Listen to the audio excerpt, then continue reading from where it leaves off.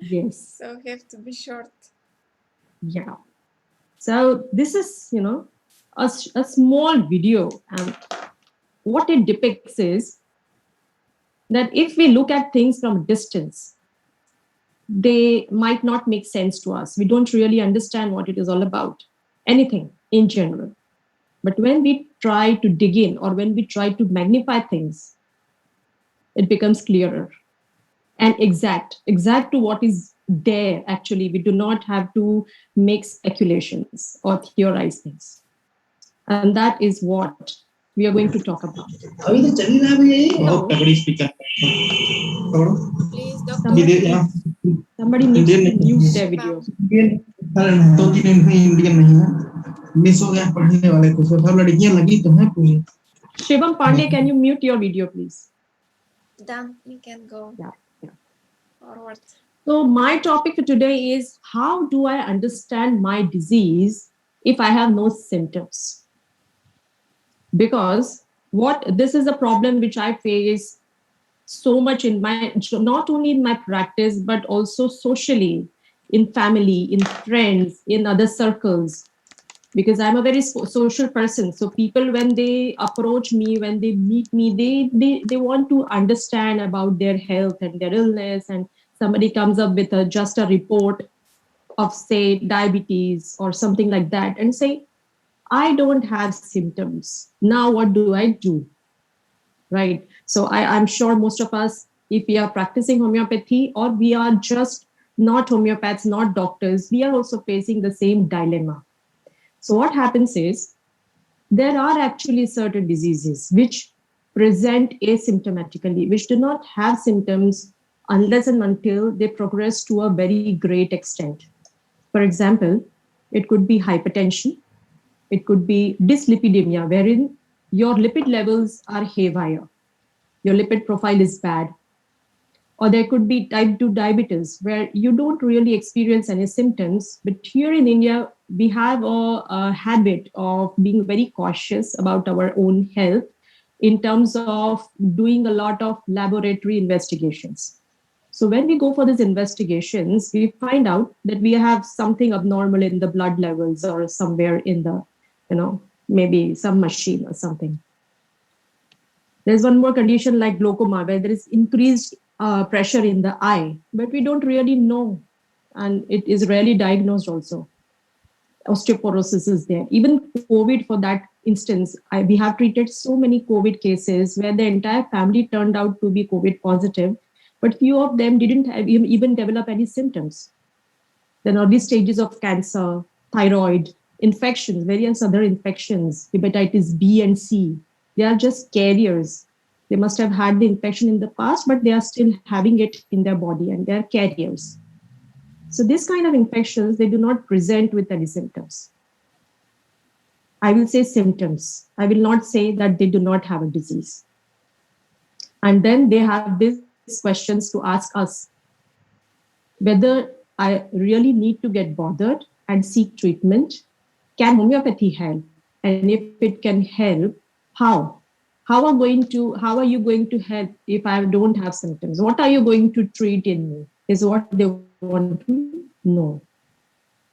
So my reply is, I don't talk a lot. I mingle a lot with people, but I don't talk outside my clinic a lot. So if they ask me outside my clinic, I just reply them in short. Yes, you need to get treatment. Yes, homeopathy can help. And how homeopathy can help, come and see me at the clinic. So today I'm going to talk about how homeopathy can help and why homeopathy can help. And we are going to understand this disease without symptoms. For that, let us try and understand some technicalities or technical point of view just for a couple of minutes. So I chose to take this definition that we can always refer to, because people, at least here, the class of people I deal with, are very techie savvy. They are very Google savvy people, and they want to find out things on Google and all of that. So I took Google and I tried to find out the definition, the modern definition of health and the modern definition of disease. Now, WHO, the World Health Organization, It says that what is good health? So good health is a state of complete physical, social, and mental well-being. And it is not merely the absence of disease or infirmity. So even now, WHO, who says that COVID is a disease, it is a virus which affects the upper respiratory tract initially, and then there is a variant which affects the lungs, and then there is something, and there is something. They are trying to tell us that, I'm just giving an example of COVID, that COVID is a virus which affects just a particular organ, wherein in their in they have stated in their literature that health is a state of complete physical, social, and mental well-being. All right, and it is not just the absence of disease or infirmity, which is disability. So that is quite contradictory, but this is an a years old definition and they are deterring from it, but that is okay. We can take this definition from here. And then disease is what my friends have earlier talked about, away from ease. So little more technically, we can understand that a disease is the particular abnormal condition which negatively affects the structure or function of all or part of an organism. So it can affect the entire organism or it can affect only a part of an organism, and that is not due to any immediate external injury. So which means if you ask a person when in an acute stage, a person comes with symptoms, no wonder, because in acute there are symptoms, and they say that I'm having a bad throat, and you ask them how did it happen, they would say, oh, I nothing that I did, I didn't have any ice cream, I didn't have any cold food, it just happened now. So that is a disease because it is not due to an immediate external injury to the throat by eating or drinking anything, right? And it is due to something else. Now we need to investigate into that. So that is, in short, a definition of disease which not homeopathy, but this modern people are saying. Let us understand what homeopathy is saying. So homeopathic definition of health was given by our founder, our master, Dr. Hahnemann, in the late 18th century. And just look at it, how precise and how elaborate and how much in depth he has told about health. He said that health is considered as a condition wherein the inbuilt, that is a built inside the human body, there is something like a vital force and which acts like an autocracy of the organism. Why autocracy? Because it doesn't have to be pushed, it doesn't have to be stopped, it runs on its own and it functions the body automatically. How? With unbounded sway, and such that all the vital operations, that is the important functions in the body, the sensations of each and every organ in the body are operated in a very admirable, harmonious way, in a harmony. It is not haywire, it is in sync with each other. So the digestive system is in sync with the excretory system, the kidneys, and these kidneys are in sync with the skin and the external organs also, which are in sync with other systems of the body also. So something that affects one part affects the other part, and something that is good in one part also makes the other part and the whole system better. So that is most important and the most underlying thing that today in modern world we are forgetting, and we are just going away from this definition. And that is how earlier on in the discussion we started talking that how people have forgotten holism and how we are just going towards parts and bodies and saying that disease is here and it's there and we need to go to one specialist and then super specialist and something of that sort, which is just crazy. It is just like going away from the definition of holism, which is so untrue. So now what do we do? Coming back to the topic, when there are no symptoms, does that mean disease does not persist? Definitely not. A disease persists because it is not an individual entity, as I already said earlier. It is an interplay of organs and its functions. Hence, if there are no symptoms, there is still disease. Okay. So now we move forward what we do. Well, what does the homeopath does when there are no symptoms at organ level? And it is not appreciable. Either the symptoms are there, but the patient doesn't give many symptoms because he doesn't really feel that it bothers him. So he still wants to get rid of them and rid of his blood levels, his disease, and he comes to a homeopath. What a homeopath does is what is explained by the earlier speakers, by Yamini, by Mita, that we investigate deeper, and we investigate from the particular organ. If it is not there, we try to investigate into the general human being, because all these organs and their functions and sensations are interrelated. So we can find a clue, if not here at that part, which is showing in your blood levels, we can find a clue in other parts. It could be parts of the body, or it could be the mind, or it could be the intellect, or it could be his behavior and his coping up mechanism in a particular situation which is unpleasant to him. And then, even in that unpleasant situation or in an extremely pleasant situation, we try to understand his experience inside it. And this experience, as Dr. Mehta very nicely explained to us, is seen in a form of pattern. Okay, so even if you're not able to understand a pattern because the patient is not narrative of what is happening in each and every area, still we have lots of clues. So coming to the next clue, we try to understand it by changes in his behavior with everyone. So we go and investigate with his the people who attend the clinic with him, or we try and call up the parents or the people related to him immediately. And we try to understand that change inside him. Now, all of this together gives us a picture of the disease because, sorry? Yeah. So all this together gives us the picture of the disease, whether or not the symptoms are there. So disease is not just in one part, it is in the entire organism, including his mind, his thinking, his intellect, his external behavior, his reflections, the way he's behaving, everything, his likes, his dislikes. You'll see that further. And with this, we try to understand the person in the backdrop of the state of health. So in homeopathy, it is a very individualistic science, as somebody already mentioned, that it is not the same medicine or the same affection seen in two people. I think Yamini said that. It is like a fingerprint, and each person's fingerprint is different. So now when we understand the disease from the organ, if it is not there in the organ, to all the other parts of the body, from there to the mind and the deeper level and the experience level, we also understand this disease in the backdrop of the state of health.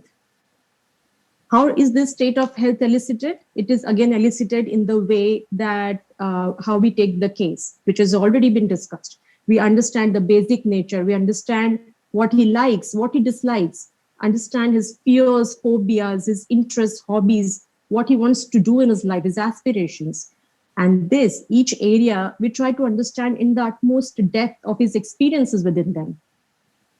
Don't worry if he's not able to talk so much, or if you are not able to talk so much to your homeopath. The homeopath still tries to get clues from everywhere, puts it together, understands the whole person who is suffering along with his disease. And that is how we try to prescribe. And remember always one thing. When a patient comes to a homeopath, when I ask the patients say, I don't know, everything is good in my family, in my relationship. There is no stress everywhere. There is no reason why I should get this disease. Now, that is only something that is obscure. Maybe he hasn't noticed, or he hasn't given it a thought, or maybe even the homeopath, at times as homeopaths, we don't try and acknowledge that.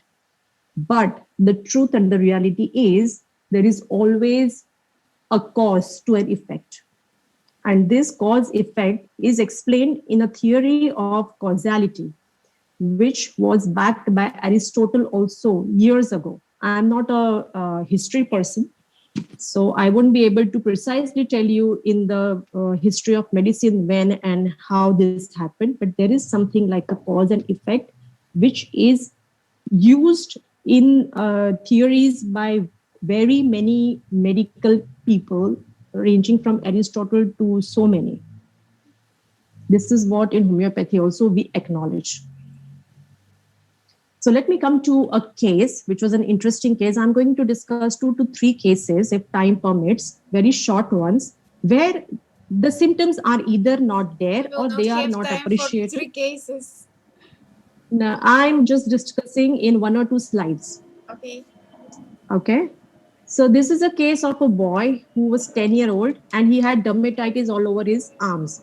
And he was brought to me by his mother. Mother is very talkative. The boy is just sitting besides her and he is just doing this and that and everything. I asked him to show his arm and it was really, really red. And it is like an eczema, not even something which cannot itch and he's not scratching, but something like if I see the boy and I felt, oh my God, he's suffering so much. But the boy's attitude was he was just playing, playing, and playing. So I asked his mother, does he even complain about it? And the mother said, no, he doesn't complain. He's not bothered. I brought him here. He was playing down on the in the play area, and I just grabbed him and brought him here. I said, okay, tell me a little more about him. And she said, he also had a severe bout of appendicitis and it was just about to blast, rupture. But he didn't even complain that time. And it went unnoticed. We brought him to the hospital only when he had developed very high fever. But he was not bothered with that fever also. And this boy was then saved because he was hospitalized by the parents. They got anxious. After surgery, when people went to see him also, they would say that he is not bothered. He has no worry as if his surgery is done, but he's really not bothered at all. So that was one observation. What would you do in this case? But we have something to offer. This is his basic nature. This is the pattern that Mita was just talking about. And based on this pattern, there was not a lot of significant history, personal history that we usually take. But this pattern was so strong that I prescribed him a medicine called opium. And I just took this analysis of painlessness of complaints, usually painful.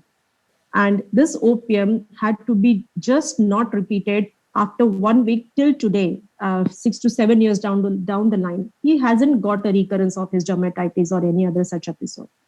And it was really an amazing case. There is another case, a short case as well, a COVID positive person who approached to me not because he is having any symptom or anything, but he had gone to a party where his friend, they were very sitting close by, and the friend had tested positive for COVID. So the moment he got this news, he rushed to get the test done. And before the reports would arrive in a day, he consulted me.